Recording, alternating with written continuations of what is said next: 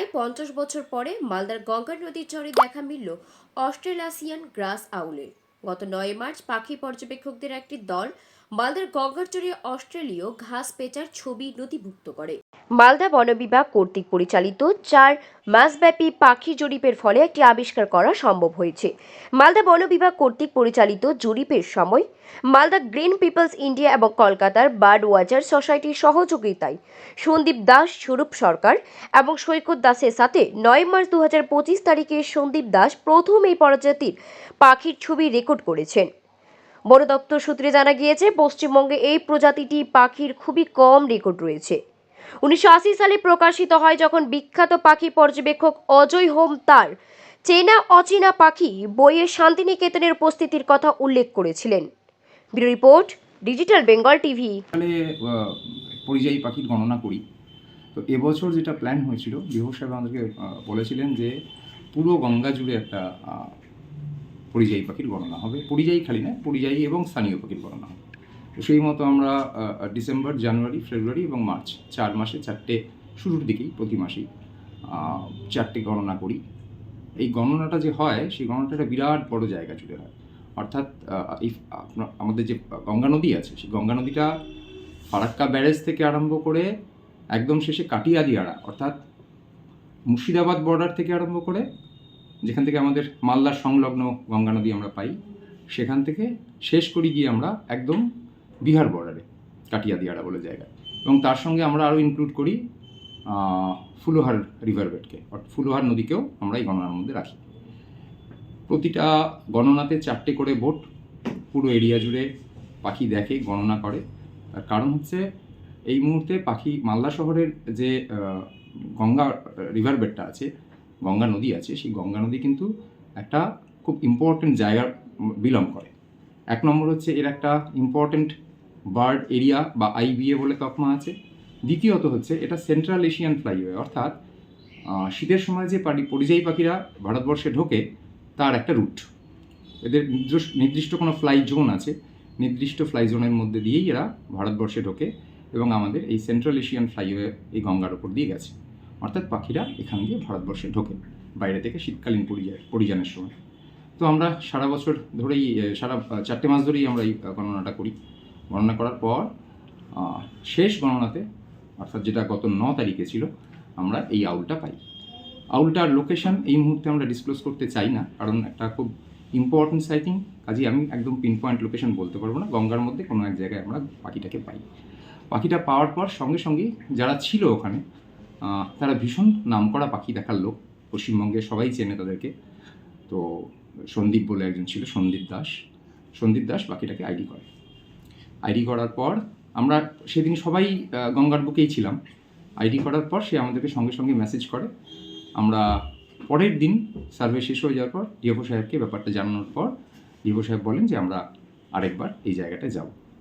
তো সেখানে গিয়ে আমরা আজকেও সেই পাখিটাকে পাই, তার ছবিও তোলা হয়, এর আগের দিনও ছবি তোলা হয়েছিল এবং এটা বিভিন্ন জায়গা থেকে বিভিন্ন এক্সপার্টের মধ্যে দিয়ে আমরা এটাকে কনফার্ম করি যে এটাই সেই অস্ট্রেলেশিয়ান গ্রাস আউল।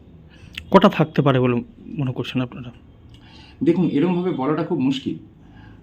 এই সমস্ত পাখিগুলো আমরা যদি ঐতিহাসিক দিক থেকে দেখি, তাহলে একটা সময় ছিল পূর্ণিয়া, বিহার, মালদা, এখানে যে বড় ঘাসগুলো হয় সেই ঘাসের মধ্যে প্রচুর পরিমাণেই পাওয়া যেত, এরকম একটা ধারণা। প্রচুর পরিমাণে এভরি নাও অ্যান্ড দেন, শালিকের মতো না, কিন্তু পাওয়া যেত।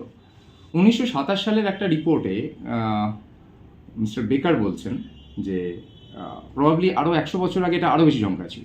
আপনি ভাবুন, 1927 সালে পাখি বিশেষজ্ঞ বেকার বলছেন যে এটা 100 বছর আগে বেশি সংখ্যায় পাওয়া যেত। আর আজকে এটা 2025 সালে এসে আমরা একটা পেয়ার, এত বছর ধরে আমরা গঙ্গায় সার্ভে করছি, একে পাইনি, এবছর আমরা পেলাম। একদমই কি কত বছর পর? লাস্ট পশ্চিমবঙ্গ থেকে সাইটিং ছিল 1980 সালে শান্তিনিকেতনে অজয় হোম বলে একজন নামকরা পক্ষী বিশেষজ্ঞ, তিনি এটা রিপোর্ট করেছিলেন। কিন্তু সেই সময়কার কোনো, যেহেতু সেই সময় ক্যামেরা এতখানি উন্নত ছিল না, ছবিও ছিল না, আর কোনো স্পেসিমেন কালেকশনও ছিল না। ইউজুয়ালি এই ধরনের রেয়ার পাখি হলে পরে তার স্পেসিমেন কালেকশন করে সেটাকে সাবমিট করা হয় রেকর্ড করার জন্য, কিন্তু কোনো স্পেসিমেনও ছিল না, কোনো ফটোগ্রাফও ছিল না। কিন্তু যেহেতু উনি একজন বিখ্যাত পক্ষী বিশেষজ্ঞ এবং ওনার পক্ষে এই ভুলটা করা মুশকিল, কারণ ধরেই নিচ্ছি যে 1980 সালে শেষ দেখা গেছে। একদমই কি বিলুপ্ত প্রায়? না, তা বলবো না, একদমই নয়, আমাদের এদিকে কম দেখা যায়। আমাদের ভারতবর্ষের এই প্যাঁচার বিশেষত্ব হচ্ছে এই প্যাঁচা বিশেষ করে ঘাস জমিতে থাকে। এখন মুশকিল হচ্ছে আমাদের এই যে গঙ্গার চরে যে পরিমাণে ঘাস কেটে ফেলা হচ্ছে, এই ঘাস কেটে ফেলার পরে এদের যে বাসস্থানে এরা থাকতে পছন্দ করে তার ভীষণ রকমভাবে ডিস্ট্রাকশন হচ্ছে, ক্ষতি হতে পারে এই পাখিদের। তাদের ক্ষতি হতে পারে। আপনার নাম? আমার নাম সুভাষিস সেনগুপ্ত, আমি গ্রিন পিপলস ইন্ডিয়া। অস্ট্রেলিয়ান গ্রাস হল এটা প্রথম ফটোগ্রাফিক এভিডেন্স পেয়েছি ওয়েস্ট বেঙ্গল মধ্যে মালদাতে। এটা পেয়েছি আমাদের একটা লম্বা 4 মহিনা ধরে আমাদের একটা পাখির সার্ভে চলছে গঙ্গাতে। এই লাস্ট সার্ভে যেটা হলো 9 তারিখে, ওখানে আমাদের একটা টিমকেও পেয়েছি 3টা পাখি। ওটা কনফার্ম করার জন্য আজকে আমি আর ডিস্ট্রিক্ট অ্যাডমিনিস্ট্রেশন আর আমাদের এনজিও যারা গ্রিন পিপল ইন্ডিয়া আর বার্ড ওয়াচার সোসাইটি, তারা নিয়ে একটা টিম তৈরি করে ওই জায়গাতে গিয়ে আমরা ভেরিফাই করলাম। এটা কোন জায়গায় স্যার? জায়গা আমি ঠিকঠাক বলবো না, এটা গঙ্গার ভিতরেই আছে।